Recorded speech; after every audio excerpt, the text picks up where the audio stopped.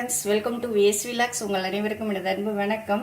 இன்றைக்கி நம்ம வறுத்த பச்சரிசி மாவு வச்சு உப்பு செடியும் இனிப்பு செடியும் அருமையாக செய்யலாங்க. இந்த கிருஷ்ண ஜெயந்திக்கு இந்த மாதிரி செஞ்சு பாருங்கள். சின்ன சின்ன டிப்ஸ் நான் வீடியோக்குள்ளே கொடுத்துருப்பேன். சில பேர் உப்பு சீடைனாலே ரொம்ப பயப்படுவாங்க, வெடிச்சிருமோ அப்படின்னு. அதெல்லாம் வெடிக்காதுங்க, ரொம்ப அருமையாக செய்யலாம். அந்த டிப்ஸை மட்டும் ஃபாலோ பண்ணுங்கள். மாவையும் நல்லா சளிச்சு எடுத்துக்கோங்க, அவ்வளோதான். இனிப்பு சீடை வெடிக்காது, உங்களுக்கு பயமே வேண்டாம். இந்த மாதிரி செஞ்சு பாருங்கள். இது எப்படி செய்யலான்னு பார்க்கலாமா? வாங்க. வறுத்த பச்சரிசி மாவு செய்கிறதுக்கு நான் 1 கிலோ பச்சரிசி எடுத்து 1 மணி நேரம் ஊற வச்சேங்க.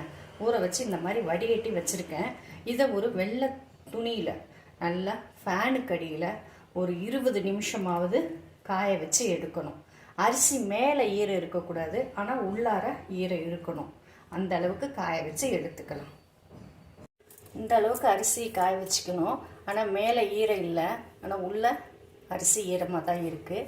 இப்போ இதை நம்ம ஜாரில் போட்டு மிக்சியில் அரைச்சி, நான் ரொம்ப இருக்கிறதுனால 2 தடவை போட்டு அரைச்சிக்க போகிறேன். அரைச்சி சலிக்கலாம். இப்போ அரைச்சிட்டு வந்தாச்சு. இதை சலித்து எடுத்துக்கலாம்.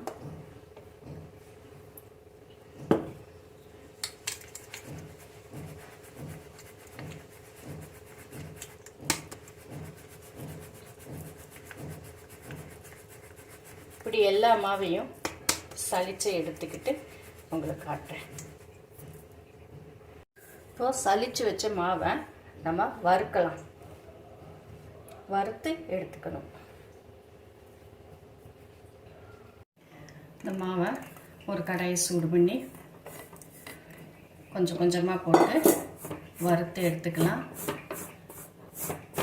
இது ஒரு 2 நிமிஷமாவது வறுபடும்.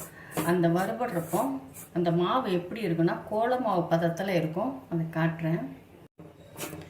பாருங்க, இந்த அளவுக்கு வறுத்து எடுத்துக்கணும். அப்படியே நம்ம ஒரு சைடு தள்ளுறப்போ ஒரு சைடு இறங்கும்.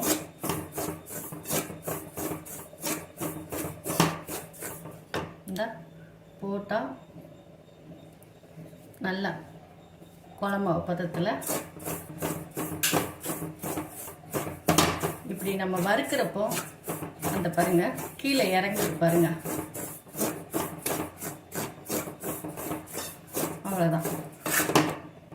இதை நல்லா சலிச்சு எடுத்து வச்சுக்கணும். இந்த உருண்டையாக இருக்குல்ல, சலிக்கிறப்போ இந்த உருண்டையெல்லாம் வரும். பார்க்கும் போதே தெரியுது பாருங்க எப்படி இருக்குன்னு. இந்த உருண்டையெல்லாம் திருப்பி ஒரு தடவை மிக்சியில் போட்டு சலிச்சு எடுத்து வச்சுக்கணும். இந்த மாவை நல்ல பாக்ஸில் போட்டு மூடி வச்சுக்கிட்டா நம்ம 6 மாதம் ஆனாலும் கெடாதுங்க. உங்களுக்கு இடியாப்பம், முறுக்கு, கொழுக்கட்டை எது வேணாலும் பண்ணிக்கலாம் இந்த பதப்படுத்தின மாவில். அவ்வளோதாங்க இந்த மாவு. இப்போ நம்ம வறுத்த அரிசி மாவு வச்சு இனிப்பு சீடையும் உப்பு சீடையும் பண்ணலாம். இப்போ இனிப்பு சீடை ஃபஸ்ட்டு நம்ம பண்ணிடலாம். இந்த கப்புக்கு 1 கப்பு வறுத்த அரிசி மாவு எடுத்திருக்கேன். அதே கப்பு அளவுக்கு 3/4 கப்பு வெல்லம் எடுத்திருக்கேன். உளுந்தம்பருப்பு இந்த அளவுக்கு நல்லா சிவப்பாக வறுத்துக்கிட்டு அதை மிக்சியில் பொடி பண்ணி எடுத்து வச்சுக்கோங்க. இது 2 ஸ்பூன் தான் போடணும்.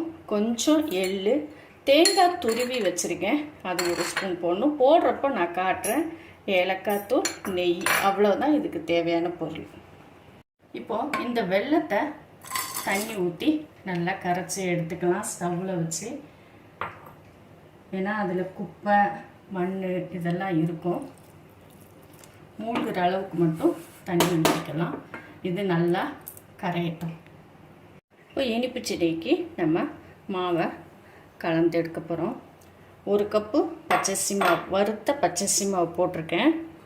வறுத்த உளுந்த மாவு ஒரு 1.5 ஸ்பூன், அவ்வளோதான். பெரிய ஸ்பூனுக்கு 1.5 ஸ்பூன் போட்டிருக்கேன். கொஞ்சம் எள்ளு, கொஞ்சம் ஏலக்காய் தூள், தேங்காய் துருவல் நல்லா ஒரு சின்ன கரண்டிக்கு ஒரு 1.5 கரண்டி போட்டிருக்கேன். நெய் 1 ஸ்பூன் விட்டுக்கலாம். இதுக்கு வெண்ணெய் விடக்கூடாது, நெய் தான் விடணும். இதை இப்போ நம்ம நல்லா கலந்துடலாம். கலந்துக்கிட்டு அதுக்கப்புறம் அங்கே வெல்லம் கரைஞ்சிக்கிட்டு இருக்கு, நல்லா கரைஞ்சி வரட்டும்.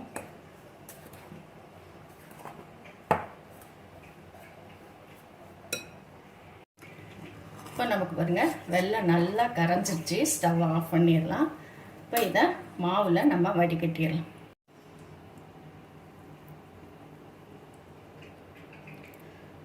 கொஞ்சம் வச்சிடலாம், ஏன்னா அதிகமாகிடக்கூடாது.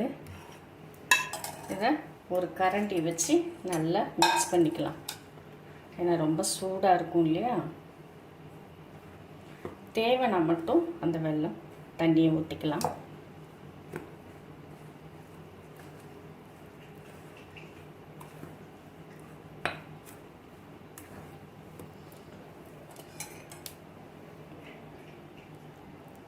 நான் ஃபுல்லும் ஊற்றிட்டேன். பாருங்கள் எவ்வளோ மண் இருக்குது பாருங்கள் அதில். இதை நல்லா கலந்து எடுத்துக்கலாம். இது இப்படி இருக்கட்டும், ரொம்ப சூடாக இருக்குது. அப்புறம் நம்ம உப்பு செடை செஞ்சுட்டு இதை நம்ம பார்க்கலாம். இப்போ உப்பு செடிக்கு என்னென்ன வேணும்னு பார்க்கலாம். இந்த பவுலுக்கு 2 பவுல் நான் வறுத்த அரிசி மாவு எடுத்திருக்கேன். இதுக்கு 1/4 கப்பு நம்ம பொட்டுக்கல்லையே நல்லா உடச்சக்கல்லன்னு சொல்லுவாங்க சில பேர். அதை நல்லா மிக்சியில் அடித்து சலித்து எடுத்து வச்சுக்கணும். அந்த பொட்டுக்கல்ல மாவு 1/4 கப்பு. 1/4 கப்பு தேங்காய் துருவல் இந்த கரண்டிக்கு ஒரு 4 கரண்டி எல்லாம் போட்டுடலாம். 4 கரண்டி தான் இருக்குதுல. பட்டர் இந்த ஸ்பூனுக்கு ஒரு 2 ஸ்பூன். பட்டர் கொஞ்சம் அதிகமாக போடுறப்போ நல்லா இருக்கும், கரகரன்னு இருக்கும் நல்லா. தேவையான உப்பு, இப்போது 2 ஸ்பூன் உப்பு போட்டிருக்கேன். எள்ளு 1 ஸ்பூன், 1.25 ஸ்பூன் போடுறேன். உளுந்த மாவு பச்சரிசி மாவு 2ஐயும் நல்லா சலித்து எடுத்துக்கணுங்க, இல்லைன்னா வெடிக்கும். சீடை சில டைம் வெடிக்கும். நல்லா சலித்து எடுத்து வைக்கிறப்போ நமக்கு நல்லாயிருக்கும். இதில் கொஞ்சம் பெருங்காயத்தூள் போடணும். இருங்க, பெருங்காயத்தூள் கொஞ்சம் ஒரு 1/4 ஸ்பூன் போட்டுக்கலாம். இதை நல்லா கலந்துக்கலாம். கலந்துட்டு தண்ணி விட்டு மிக்ஸ் பண்ணலாம். மாவு நல்லா சலித்து எடுத்துக்கிறப்பந்தான் நமக்கு வெடிக்காத சீடை. நான் செய்கிறப்போ ஒவ்வொரு டிப்ஸ் சொல்கிறேன் சீடை வெடிக்காமல் இருக்கிறதுக்கு. அதை நீங்கள் பார்த்து செஞ்சிங்கனாலேயும் சீடை கண்டிப்பாக வெடிக்காது. இப்போ கொஞ்சம் கொஞ்சமாக தண்ணி விட்டு இதை கலந்துக்கலாம்.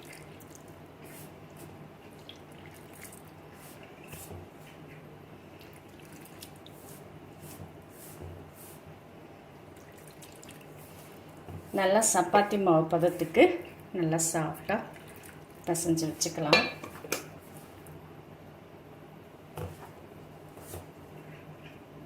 இந்த அளவுக்கு மாவை நல்லா சாஃப்டாக பிசைஞ்சு வச்சுக்கலாம். இதை உருட்டுறது எப்படின்னா, இப்படி சும்மா இப்படியே உருட்டி போட்டுடணும். தட்டில் உருட்டி காட்டுறேன். இந்த மாதிரி ரொம்ப அழுத்தி ப்ரெஷர் கொடுத்து உருட்டக்கூடாது. அப்படி உருட்டினீங்க அப்படின்னு சொல்கிறோம், உள்ள எண்ணெய் போய் வேக முடியாமல் தான் வெடிக்கும். இப்போ லைட்டாக ஒரே அளவில் உருட்டி போட்டுருங்க. ரொம்ப அழுத்திலாம் உருட்ட வேண்டாம். உருட்டிட்டு ஒரு 5 நிமிஷம் ஃபேன் கடியில் வச்சுருங்க. ஃபேன் கடியில் வைக்கிறப்போ கொஞ்சம் அது உலர்ந்துடும். அப்போ நம்ம பொரிக்கிறப்பவும் வெடிக்காது. கொஞ்சம் காற்று உள்ளே போகாமல் இருக்கிற பட்சத்தில் தான் அது வெடிக்கும். அதனால் இந்த டிப்ஸ் எல்லாம் சின்ன சின்ன டிப்ஸ் தான், அதை ஃபாலோ பண்ணாலே நமக்கு வெடிக்காது. இந்த மாதிரி கையாலே உருட்டி உருட்டி போடுங்க. ஆனால் ஒரே அளவில் போடணும்.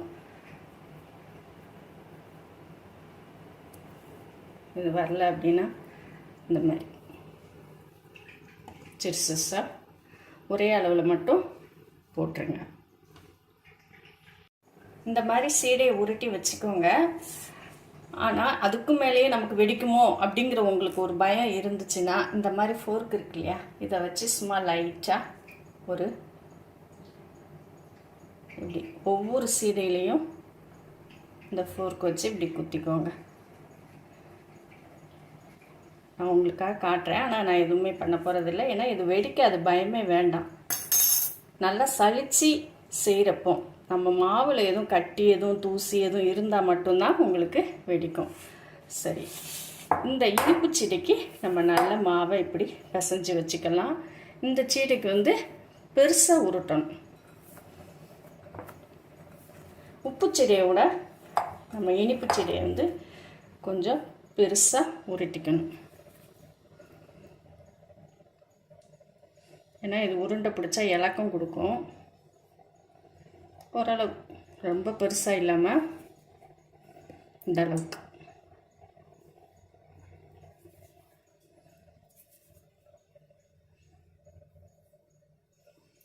உருட்டி உருட்டி வச்சுக்கலாம். இப்போ நான் எண்ணெயை சூடு பண்ணிக்கிட்டு இருக்கேன்.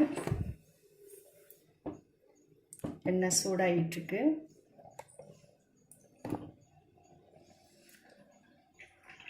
எண்ணெய் நமக்கு நல்லா சூடாயிருச்சு. கொஞ்சம் கொஞ்சமாக போட்டுடலாம். எண்ணெய் கொதிச்ச உடனே நம்ம சிம்மில் வச்சிடணும்.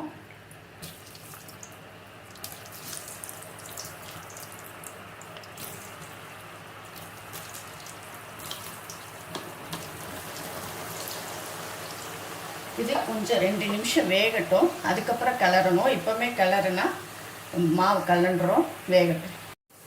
அடுப்பு சிம்மிலே தான் இருக்கணும். இப்போ லைட்டாக அடியில் கூடி அப்படி திருப்பி விடணும். இப்போ இது வேகட்டும். இப்போ நமக்கு வந்து சீடை நல்லா வெந்துருச்சு. அப்பப்போ நம்ம கிளறி விடணும். அப்போ தான் ஒன்றோட வேகும் சீடை. இப்போ பாருங்கள், பபுள்ஸ் எல்லாம் அடங்கி நல்லா அருமையாக சீடை நமக்கு ரெடி ஆயிடுச்சு. இந்த மாதிரி செய்கிறப்போ கண்டிப்பாக உங்களுக்கு நல்லா சீடை செய்ய முடியும். வெடிக்கவே வெடிக்காது, பயமே வேண்டாம். ஓகே, இதை நான் வடிகட்டி எடுத்துடலாம். சவுண்டு பண்ணுங்க, நல்லா சவுண்டு கேட்குதா? இதுலேயும் நம்ம இனிப்பு சீடையும் உருட்டி வச்சாச்சு. அதையும் போட்டு எடுத்துடலாம்.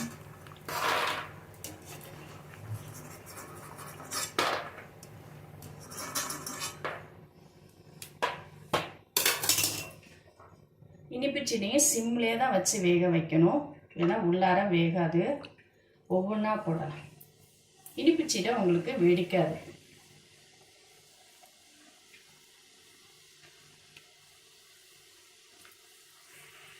கொஞ்சம் வெந்ததுக்கு அப்புறம் அடியில் ஊறி லேசாக இப்படி திருப்பி விடணும். இல்லைன்னா மாவு கலண்டுரும். சிம்லேயே தான் வேக வைக்கணும்.